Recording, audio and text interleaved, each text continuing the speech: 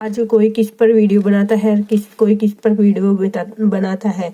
मेरे विचार भारतीय संस्कृति और भारतीय संत महात्माओं के विचारों को प्रकट करना और उनके महत्व को समझाना है।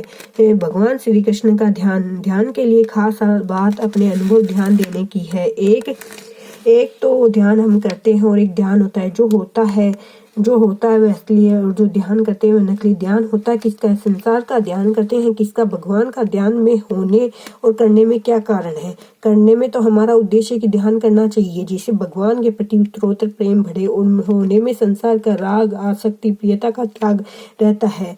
बिना इसके वास्तविक ध्यान होता ही नहीं। भगवान का ध्यान कैसे हो? भगवान में यदि प्रियता हो जाए, मन खींच जाए तो भगवान का ध्यान स्वाभाविक होने लगता है।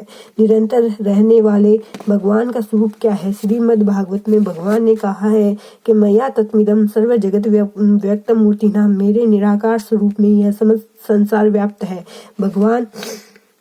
भगवान निराकार रूप में सब जगह तथा वे मेरे हैं, मैं उनका हूँ, ऐसा माने हैं। वे ही भगवान जब अत्यधिक कृपा करते हैं तो अवतार लेते हैं, प्रकट हो जाते हैं। उनकी कृपा के अतिरिक्त उनके ध्यान तथा प्रत्यक्ष दर्शन के लिए उत्कट प्रेम की आवश्यकता होती है।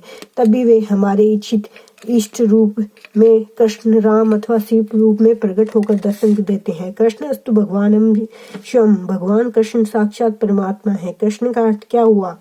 कृष्ण का अर्थ आप सब में कोई बता सकता है? कृष्ण का अर्थ होता है खींचने वाला। इसका स्वरूप इतना आकर्षक है कि कहीं उसकी यदि थोड़ी सी भी झलक पड़ जाए तो फिर उनके बिना रहा ही नहीं जा सकता।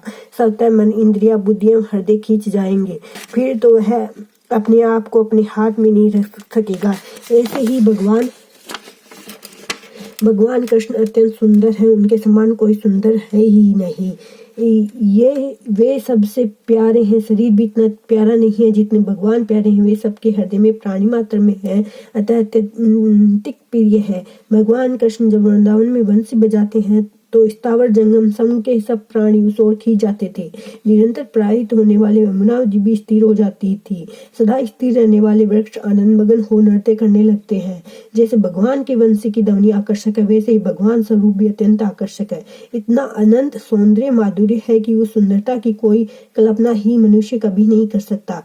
उतनी कल्पना करने के बाद भी उससे भी अनंत गुना भगवान का सुंदर स्वरूप है। अतः मन इंद्रियों का उनकी तरफ खींच जाना स्वाभाविक है। पशु, पक्षी, वृक्ष, मनुष्य आदि सब के सब खींच जाते हैं। ऐसे भगवान श्री कृष्ण हैं और वे सब स्थानों में हैं। जैसे वे निराकार रूप से व्यापक है, वैसे ही वे साकार रूप में भी व्यापक है। जहाँ जब चाहे वही प्रकट हो जाए, एक साथ में हजारों लाखों रूपों में प्रकट हो जाए। वे जितने भी रूपों में प्रकट होते हैं वे सभी रूप पूर्ण होते हैं।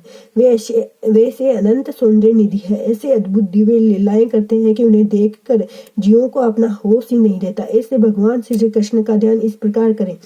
भगवान श्री कृष्ण मान के बिहारी रूप में खड़े हैं, इसलिए वे तीन जगहों से टेढ़े हैं। एक चरण जो बायां चरण है वह सीधा है, और दूसरा दायां चरण बाएं चरण आगे रखकर अंगूठा टेढ़ा करके खड़े हैं।